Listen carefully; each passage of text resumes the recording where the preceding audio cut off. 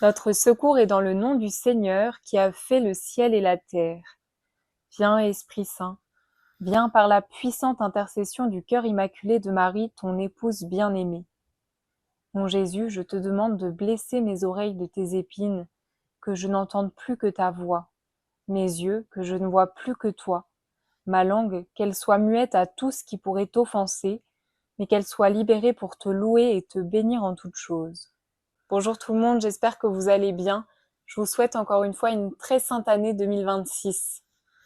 Eh bien écoutez, on va continuer notre lecture du livre du ciel. Je vous rappelle, la lecture ensemble, c'est tous les dimanches soirs sur cette chaîne à 18h. Et actuellement, on est rendu dans le tome 1. Alors le tome 1 n'est pas évident parce qu'il n'y a pas de date, donc je peux que vous donner les pages. Et j'utilise la version de Rassemblement à son image. Et dans cette version, on est rendu à la page 67. Après cela, j'eus une autre mortification, celle de devoir changer de confesseur car il était religieux et avait été appelé au couvent. J'étais satisfaite de lui et tout le tumulte mentionné plus tôt s'était produit lorsqu'il était à la campagne, surtout la dernière année où il était confesseur, à cause du choléra qui sévissait dans le pays et qu'il avait retenu durant 6 mois. Alors mon confesseur ne faisait pas tant de scènes. Il me laissait souffrir une journée et ensuite il venait me réanimer. Il ne resta donc pas un mois depuis qu'il avait quitté le pays et que l'on avait compris qu'il partait.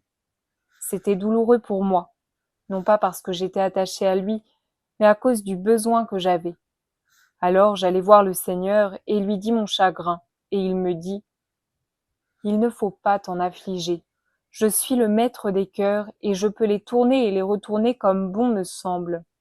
S'il t'a fait du bien, il n'était qu'un donateur recevant de moi et te donnant. C'est ce que je vais faire avec les autres. De quoi as-tu peur, ma bien-aimée? Tant que tu auras l'œil tantôt à droite, tantôt à gauche, et que tu te laisseras reposer tantôt sur une chose, tantôt sur une autre, et que tu n'auras pas l'œil fixé sur moi, tu ne pourras pas marcher rapidement sur le chemin du ciel, mais tu iras toujours en boitant, et tu ne pourras pas suivre l'influence de la grâce. C'est pourquoi je veux que tu regardes avec une sainte indifférence toutes les choses qui se passent autour de toi, en étant tout entière concentrée sur moi seule. Par ces puissantes paroles, mon cœur acquit tant de force que je souffris peu ou pas du tout de la perte de celui qui fit tant de bien à mon âme. Il se trouve que je changeai donc de confesseur et que je retournai chez le confesseur qui avait l'habitude d'entendre mes confessions quand j'étais petite. Mais toujours béni soit le Seigneur, qui se sert de ces mêmes voix qui nous semblent contraires, et presque comme si elles devaient faire du mal à nos âmes, pour notre plus grand bien et pour sa gloire. C'est ainsi que je commençai à ouvrir mon âme, car jusqu'alors je n'avais rien dit à personne. J'avais beau essayer, je n'y arrivais pas, je me trouvais même plus impuissante à dire les choses qui étaient en moi. La rougeur qui me prenait à la seule idée de dire ces choses était telle qu'il me semblait plus facile de dire les péchés les plus vils. D'où cela me venait-il? Je ne saurais dire. De la part du confesseur? Je ne le pense pas, car il était si bon, confiant, doux et patient dans l'écoute. Il prenait le soin le plus précis de l'âme, il avait l'œil sur tout, afin que nous puissions marcher droit. De mon côté, non plus, car je sentais une entrave dans mon âme, et j'avais tout le désir de me libérer et d'entendre au moins ce que pensait le confesseur, mais je me sentais incapable de le faire. Pour moi, je crois qu'il fallait une permission du Seigneur. C'est pourquoi, lorsque je me retrouvais avec le nouveau confesseur, je commençai peu à peu à ouvrir mon intérieur. Le Seigneur m'ordonnait souvent de montrer à l'inquisiteur ce qu'il me demandait, et lorsque je ne le faisais pas, le Seigneur me réprimandait sévèrement et allait parfois jusqu'à me dire que si je ne le faisais pas, il ne viendrait plus. C'était le châtiment le plus amer pour moi, et tous les autres châtiments, comparés à celui-ci, n'étaient rien d'autre que des broutilles. Par conséquent, ma crainte qu'il ne vienne vraiment pas était si grande que je faisais tout mon possible pour exprimer mes sentiments intérieurs. Il est vrai que cela m'a parfois coûté cher, mais la peur de perdre mon cher Jésus m'aidait à tout surmonter. Côté confesseur, j'étais également poussée à lui dire d'où venait cet état, ce qui m'arrivait lorsque j'étais dans cette somnolence et quelle en était la cause. Dès lors, il m'ordonnait de me dévoiler, il me forçait à le faire par obéissance. Il mettait en avant le risque que je vive dans l'illusion et la tromperie, vivant pour moi-même, alors que si je me confiais au prêtre, je serais plus sûre et tranquille, parce que le Seigneur ne permet jamais au prêtre de se tromper quand l'âme est obéissante. Donc notre Seigneur Jésus me poussait d'un côté, le confesseur de l'autre. Parfois il me semblait qu'ils étaient tous les deux ensemble, le confesseur et Jésus-Christ. C'est ainsi que je réussis à dévoiler mon âme. L'ancien confesseur n'agissait pas ainsi, il ne me posait pas de questions, il n'essayait pas de savoir ce qui m'arrivait dans cet état de somnolence, duquel je ne savais pas moi-même comment sortir et ni en parler. Il prenait grand soin à ce que je sois résignée, conforme à la volonté de Dieu, pour porter la croix que le Seigneur m'avait donnée, au point que si parfois il me voyait un peu contrariée, il en éprouvait un grand déplaisir. Par conséquent, il advint que je passe environ une autre année avec ce confesseur dans les mêmes dispositions. C'est pourquoi, comme le confesseur savait d'où provenaient mes léthargies, il me dit que lorsque Jésus-Christ voulait que les souffrances viennent à moi, je devais aller le voir pour lui demander l'autorisation d'obéir à Jésus. Je me souviens qu'un matin, après la communion, le Seigneur me dit « Ma fille, tant d'iniquités sont commises que les balances de ma justice sont sur le point de déborder de l'extérieur. Sache maintenant que je déverserai sur l'humanité de lourds fléaux, et surtout une guerre des plus féroces, dans laquelle je massacrerai la race humaine. Ah oui, continua-t-il presque en pleurant, j'ai donné un corps aux hommes pour qu'ils soient autant de sanctuaires où j'irai me complaire en eux. Mais ils les ont transformés en cloaques de pourriture, et la puanteur est si grande qu'ils m'obligent à m'en éloigner. Vois-tu la récompense que je reçois pour tant d'amour et tant de douleur que j'ai souffertes pour eux? Qui a déjà été traité comme je l'ai été? Hélas, personne.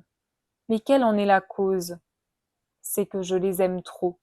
Par conséquent, je passerai par des châtiments. Je sentais mon cœur se briser de douleur.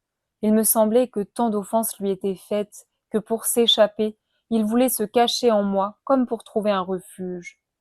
Je ressentais aussi une telle douleur à l'idée que les hommes devaient être châtiés, qu'il me semblait que ce n'était pas eux, mais moi qui devrais souffrir.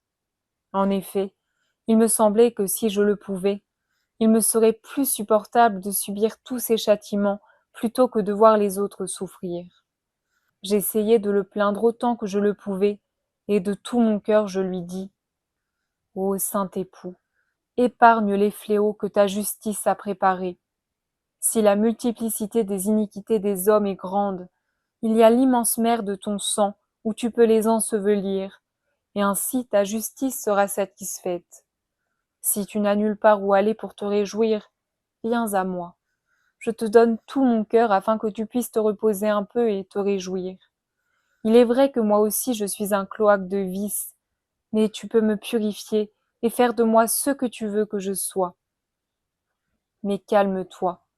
Si le sacrifice de ma vie est nécessaire, oh, comme je le ferai volontiers pour toi, pourvu que je voie tes propres images épargnées. » Et le Seigneur, interrompant mon discours, recommença à me dire « Ici même je te voulais.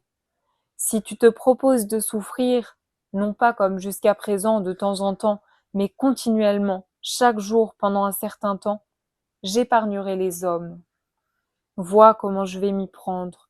Je te placerai au milieu, entre ma justice et les iniquités des créatures, et quand la coupe de ma justice sera remplie d'iniquités, au point de ne pouvoir les contenir, et qu'elle sera obligée d'envoyer la foudre des fléaux pour châtier les créatures, te trouvant au lieu de les frapper, c'est toi qui seras frappé. C'est seulement de cette façon que je pourrai te satisfaire et épargner les hommes, sinon, non. J'en restai toute confuse, ne sachant que dire.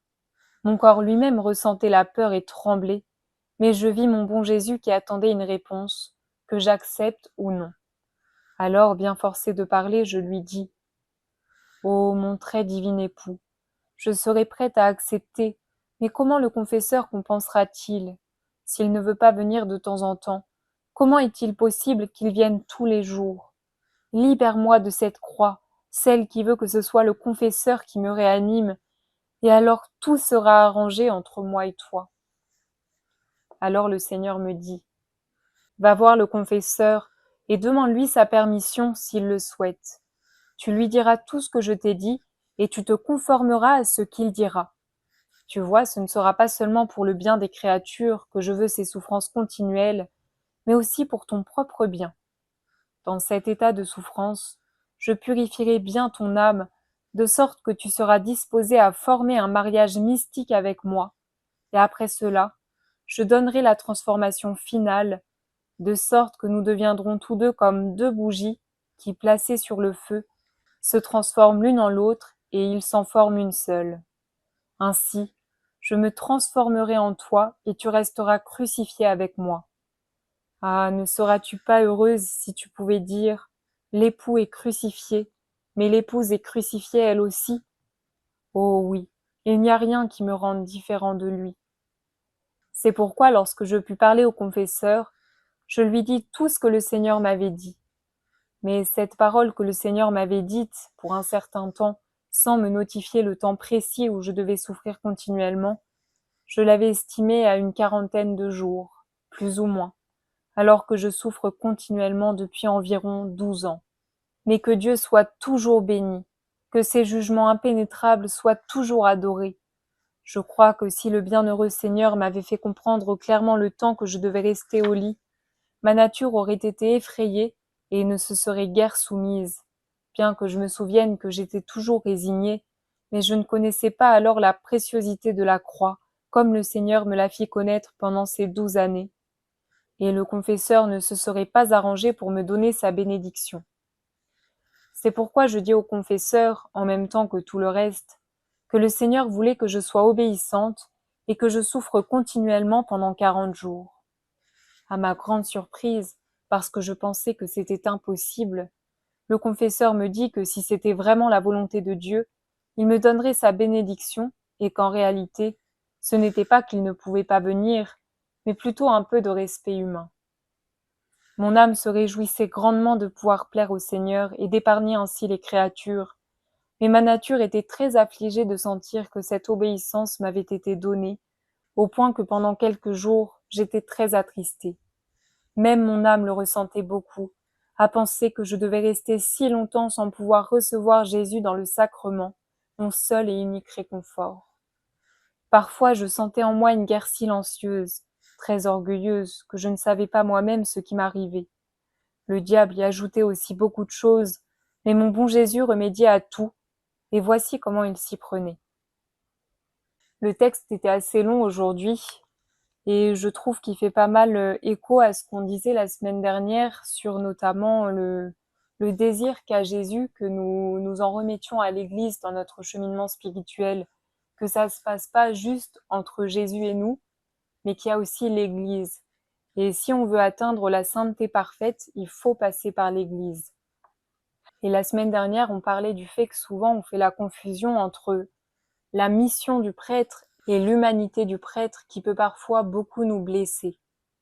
Dans cette vidéo, il me semblait important de reparler de ce sujet, notamment parce que dans la dernière vidéo, j'ai vu un commentaire d'une personne qui disait qu'elle avait été tellement blessée par l'attitude d'un prêtre que du coup pour elle c'était totalement impossible de refaire confiance au prêtre. Et spécialement pour cette personne, j'ai trouvé un passage dans Maria Valtorta qui est très parlant quand justement on est dans cette situation où un prêtre nous a fait beaucoup souffrir et que, eh bien, à cause du mal que cette personne a fait, il est impossible pour nous de mettre les pieds à l'église et on a tendance à mettre tous les prêtres dans le même panier. Ce passage, il vient du tome 3 de l'Évangile tel qu'il m'a été révélé de Maria Valtorta. Dans ce passage, on assiste à une discussion entre la Vierge Marie, Jésus et Marziam. Marziam, c'est un petit enfant orphelin que Jésus a recueilli. Et ce petit garçon, il a été énormément maltraité par les pharisiens, notamment Doras. Doras qui est un pharisien puissant et qu'on pourrait considérer en fait comme un prêtre. Et Marziam, il a été vraiment martyrisé par ce Doras. et il a vu ses parents mourir. Enfin bref, il a vécu une situation vraiment, vraiment difficile. Et voilà la discussion. Juste pour remettre dans le contexte du début de la discussion, Marziam se demande pourquoi les bergers qui ont assisté à la naissance de Jésus se sont fait énormément persécuter pendant leur vie. Et voilà, la discussion commence à ce moment-là, c'est Marie, la Vierge Marie, qui répond. Il est fréquent que l'homme commette des erreurs en accusant des innocents du mal qu'en réalité un autre a fait. Mais comme eux sont restés bons et ont su pardonner, Jésus les aime beaucoup. Il faut toujours savoir pardonner. Mais tous ces enfants qui ont été tués, comment ont-ils fait pour pardonner à Hérode? Ce sont de petits martyrs, Marziam, et les martyrs sont saints. Eux non seulement pardonnent à leurs bourreaux, mais ils l'aiment car il leur a ouvert le ciel. Mais sont-ils au ciel? Non, pas pour le moment. Ils sont dans les limbes où ils font la joie des patriarches et des justes. Pourquoi? Parce qu'ils ont dit, en arrivant avec leur âme rougie de sang, nous voici. Nous sommes les héros du Christ Sauveur. Réjouissez-vous, vous qui attendez, car il est déjà sur la terre. Et tous les aiment parce qu'ils apportent cette bonne nouvelle. Marziam répond. La bonne nouvelle, m'a dit mon père, c'est aussi la parole de Jésus. Alors lorsque mon père ira dans les limbes après l'avoir proclamé sur terre, et que moi aussi j'irai, ils nous aimeront tous aussi. Toi, tu n'iras pas dans les limbes, mon petit. Pourquoi? Parce que Jésus sera déjà remonté aux cieux et les aura ouverts, et tous les bons à leur mort iront immédiatement au ciel. Je serai bon, je le promets. Et Simon-Pierre, lui aussi, parce que je ne veux pas devenir orphelin une seconde fois. Lui aussi, sois-en sûr. Mais au ciel, il n'y a pas d'orphelin. Nous avons Dieu, et Dieu est tout. Nous ne le sommes même pas ici-bas, car le Père est toujours avec nous. Mais dans cette belle prière que ma mère et toi m'avez enseignée, elle la nuit et toi pendant la journée, Jésus dit, Notre Père qui es aux cieux. Nous ne sommes pas encore au ciel. Comment donc sommes-nous avec lui? Parce que Dieu est partout, mon enfant. Il veille sur le bébé qui naît comme sur le vieillard qui meurt.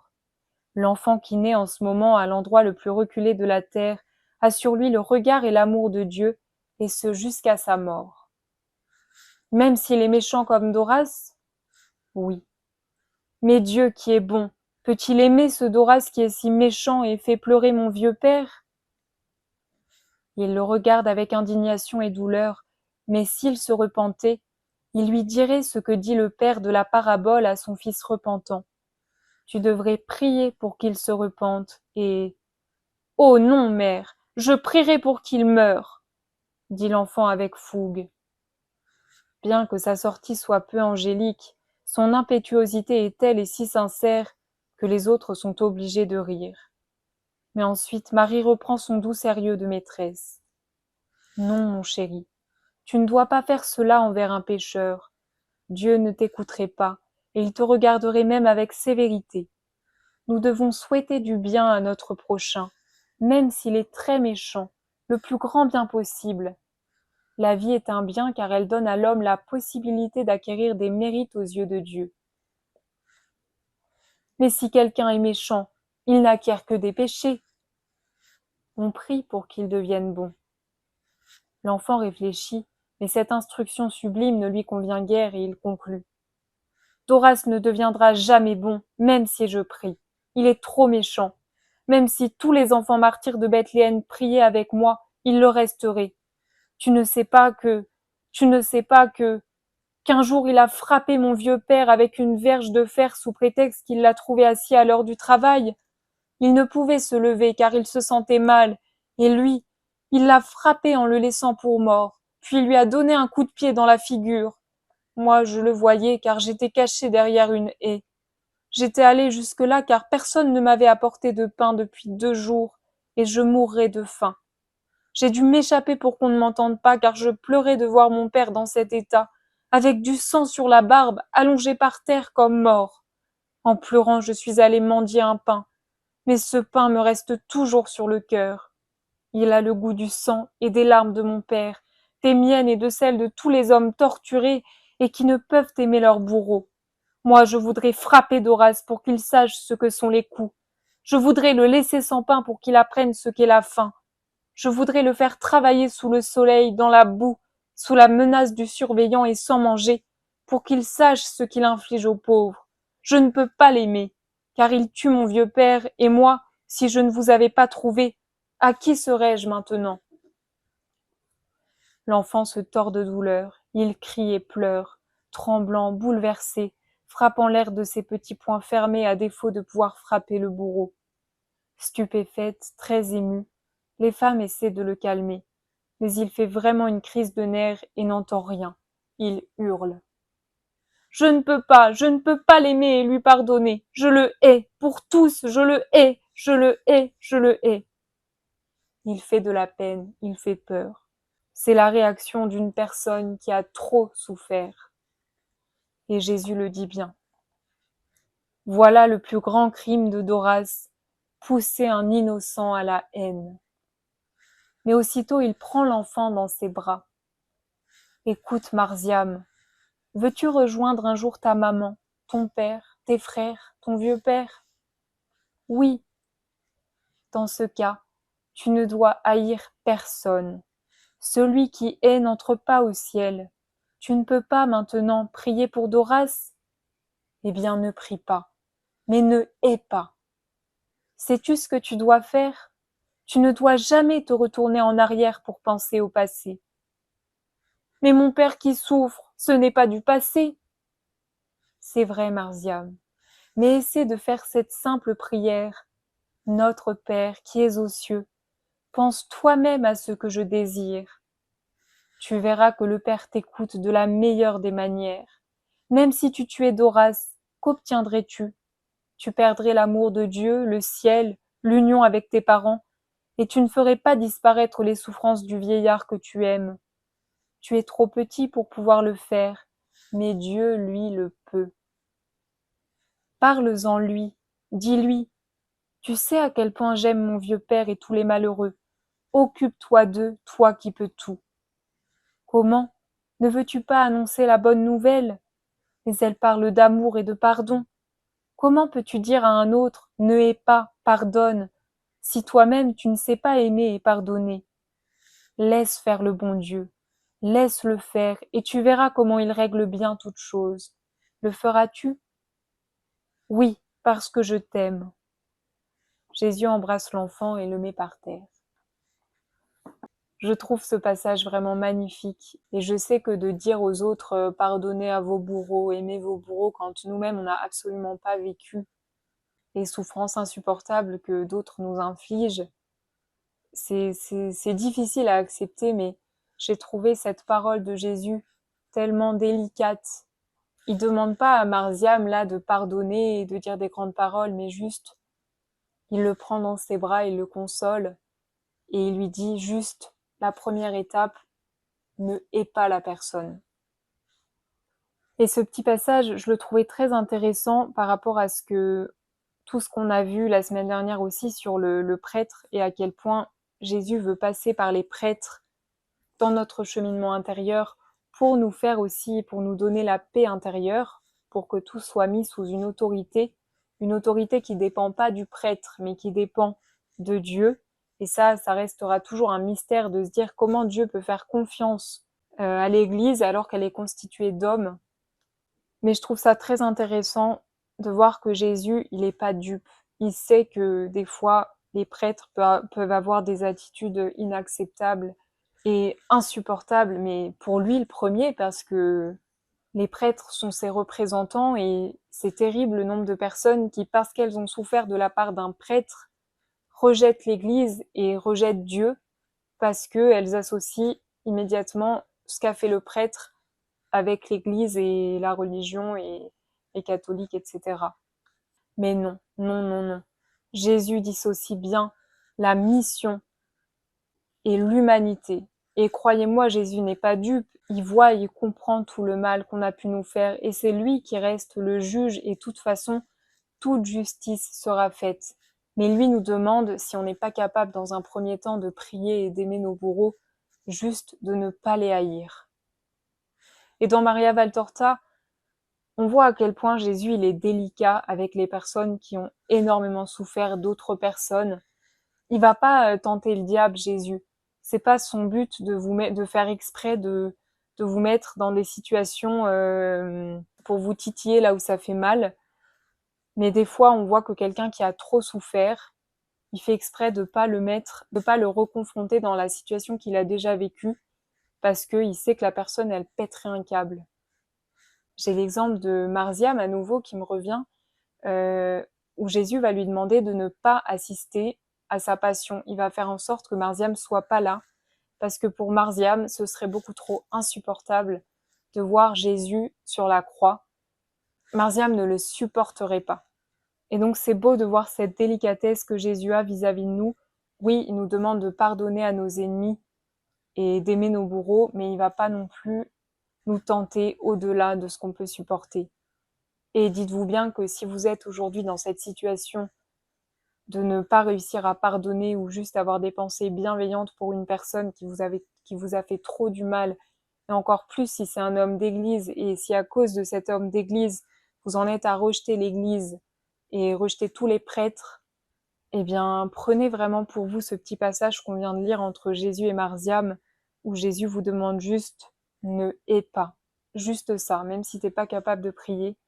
Et Jésus vous prend dans ses bras et vous montre que le prêtre qui vous a fait du mal, c'est pas ça l'église. Et des bons prêtres, il y en a tellement. Et cette année, je vous propose chaque jour la vie du saint du jour en quelques minutes, et vous verrez le nombre de saints qui sont des prêtres et qui sont juste mais incroyables, qui ont défendu la justice, qui ont défendu les pauvres, les malheureux, et qui ont fait vraiment bouger l'Église dans le bon sens. Voilà ce que c'est l'Église. Et peut-être que cette lecture du livre du ciel, elle nous met en lumière les difficultés qu'on peut avoir justement avec l'Église à faire confiance à des prêtres. Mais cette confiance envers l'Église, si on a été blessé, il faut la demander à Jésus. Et je relis cette petite phrase de Jésus. Tu ne peux pas maintenant prier pour Doras, eh bien ne prie pas, mais ne hais pas. Sais-tu ce que tu dois faire? Tu ne dois jamais te retourner en arrière pour penser au passé. Essaie de faire cette simple prière, Notre Père qui es aux cieux, pense toi-même à ce que je désire. Tu verras que le Père t'écoute de la meilleure des manières.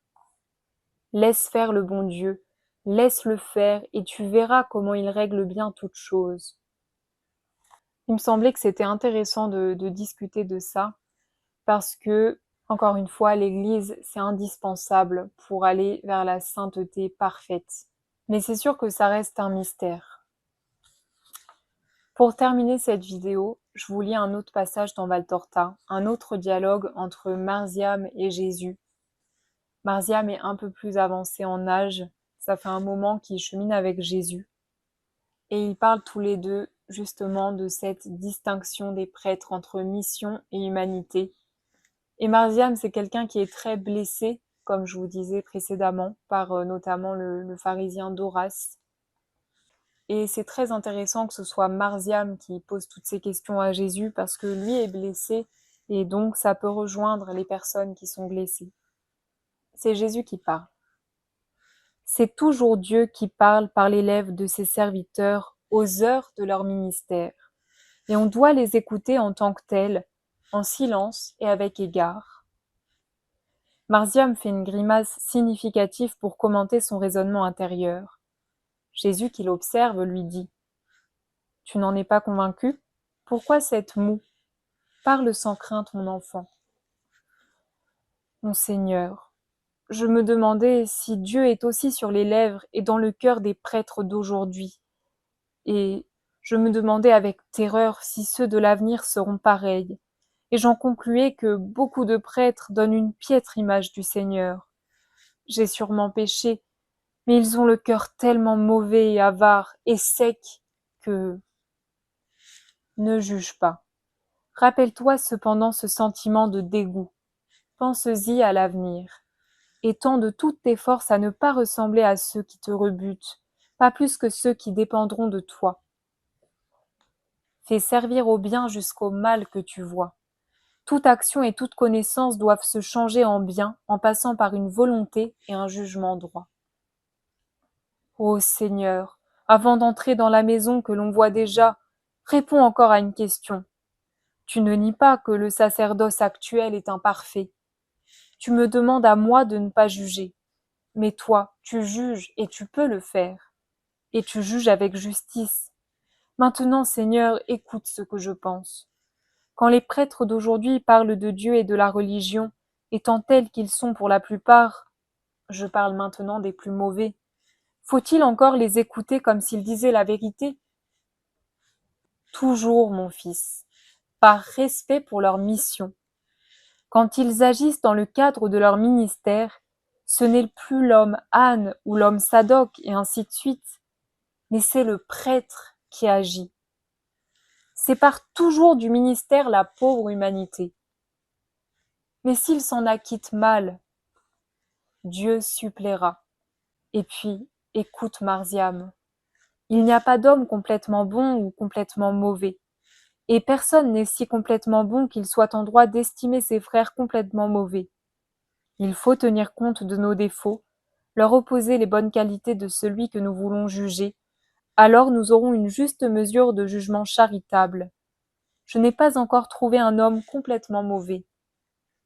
Pas même Doras, Seigneur? Pas même lui, car c'est un mari honnête et un père affectueux. Ni même son père. Lui aussi était un mari honnête et un père affectueux. Mais il n'était pas cela. Mais il n'était pas que cela pourtant. Il n'était pas que cela. Mais en cela il n'était pas mauvais. Par conséquent, il n'était pas complètement mauvais. Même Judas n'est pas mauvais? Non. Mais il n'est pas bon. Il n'est pas totalement bon, mais il n'est pas totalement mauvais. N'es-tu pas convaincu de ce que je te dis? Je suis convaincu que toi, tu es totalement bon et que tu es absolument exempt de méchanceté. Cela, oui. Tu l'es tellement que tu ne trouves jamais de quoi accuser personne. Ô mon enfant, si je disais la première syllabe d'un mot d'accusation, vous vous jetteriez tous comme des fauves sur l'accusé. J'évite que vous vous souilliez du péché du jugement en agissant ainsi.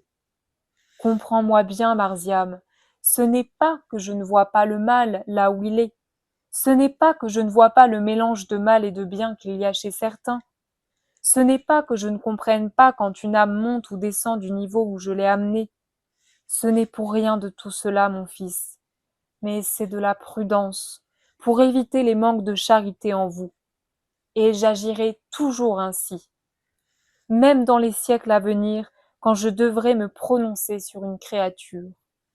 Ne sais-tu pas, mon enfant, qu'un éloge, un mot d'encouragement, valent parfois mieux que 1000 reproches?